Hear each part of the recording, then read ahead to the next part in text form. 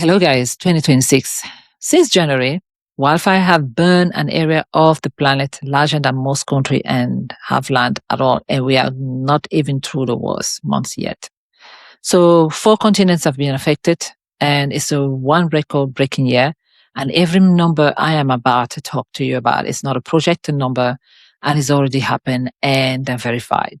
Now, one will ask why we're talking number. I think we need to be aware of the impact of what's going on.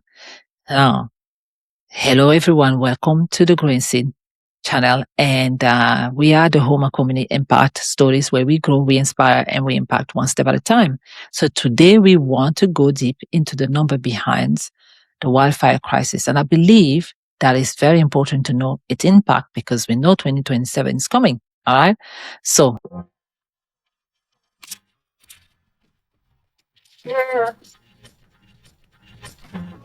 one thing we need to know is that 150 hectares have burned worldwide since January.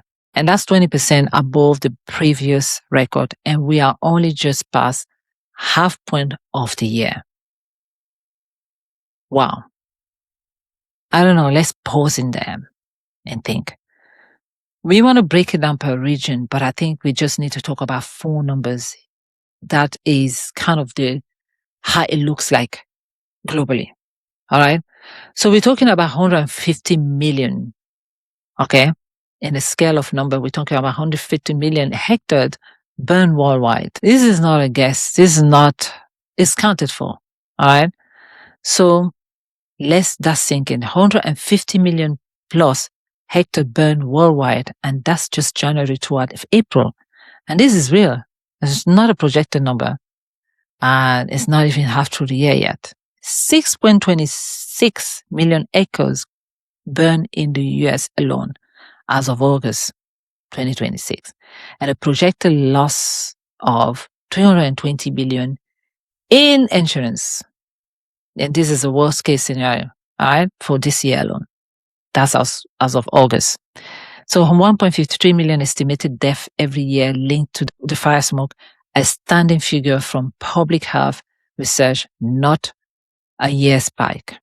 So let's talk about regions and let's talk about the United States. The United States a little bit in trouble. They're actually up to level 5, the highest stage on the federal scale reserve for the most severe fire activity. All right, so we're talking about 45,600 fire have burned upward of the 6.26 million acres worldwide as of August.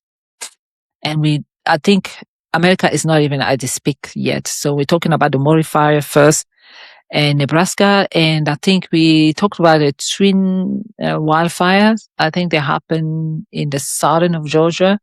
And those areas are not known to be the hotspot for fire.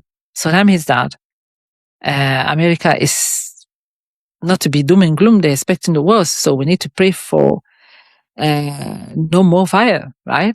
Okay, so because it's not a fire season, these are not the areas so far, but yet they have had this scale so far. So let's go to Europe. All right. In Europe, France has had the worst of all, 40% more land than the entire previous record. That is a broken record for a summer. And I think France has seen the worst. Spain as well has seen the worst and it's almost up to the level. And in Spain, it's mostly about the extreme heat and the prolonged drought. Spain is known to be very warm anyway. Hundreds of thousands of people were evacuated across France, Italy, and Spain. And the fire spread across Greece and Turkey, and obviously prompting the EU crisis chief to call for a tougher climate action. So we are going to talk a lot about climate action in the coming weeks, okay? So what are they attributing the situation in Europe? I think it's the heat wave, I think, mostly in Spain. That's why they attribute. Now we know there's some human here or here. Now let's go to Africa. It turns out Africa and Asia are the biggest affected. 85 million hectares burned across the continent and the highest total since 2012. And it's quite big. So we're talking about across 16 countries from Gambia to south of Sudan through Mali, Chad, and Sudan. right?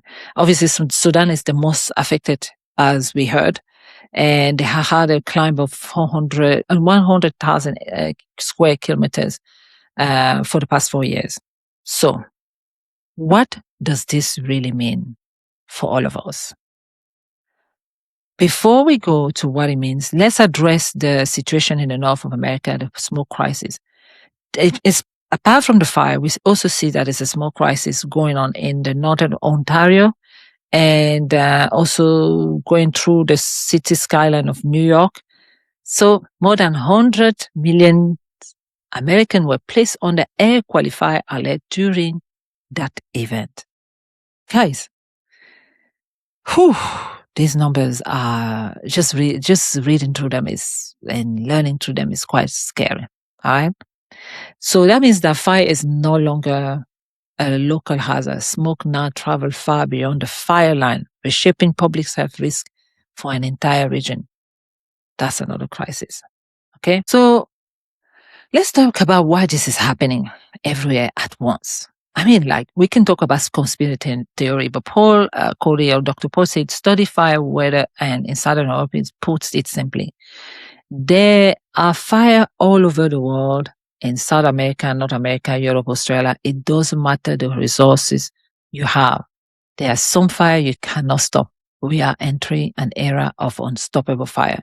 Now, this sentence is a gloomy, but it seems right. Now, could this be a human error? So let's talk about the estimate toll of death. 1.53 million globally every year from air pollution linked to landscape fire. I don't know. I didn't know about this. More than 90% of those deaths happen in low and middle income countries. Wow. So they say hundreds of thousands were forced to evacuate across Europe this summer alone, on top of ongoing displacement in the US and Canada and the South of America. This is really sad. So let's talk about the economic cost.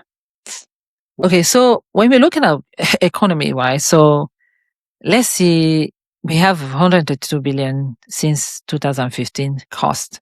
Insurance alone lost 78.6 billion. And then we have in January 25, Los Angeles fire alone caused 40 billion in insurance loss. Guys, the estimated loss for this year is 320 billion for insurance. That's not even the end of the year yet. All right. So one would also ask, what is causing this? So I don't know. Are we responsible for what's happening? So because some regions that are affected are not even the hottest area. They are not known to be hot areas so far. So what could be the situation? What is really happening? Why are we seeing a surge on fire? A developing El Nino, a rising global temperature threatening to push the second half of high in 2026. Is this El Nino? Is this human error? Is this conspiracy theory? Is this provoked by something? Is it something darker and sinister that we don't know about? I don't know, guys. Honestly, I just feel that these numbers are staggering and we need to think about upcoming impact.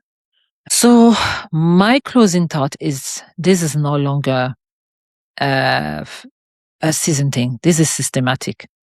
Every area has been affected by hotter condition, a drier condition, and turning ordinary season into a war-breaking one. So what do we do? If you find this information useful, please like and subscribe and stay tuned for more stories.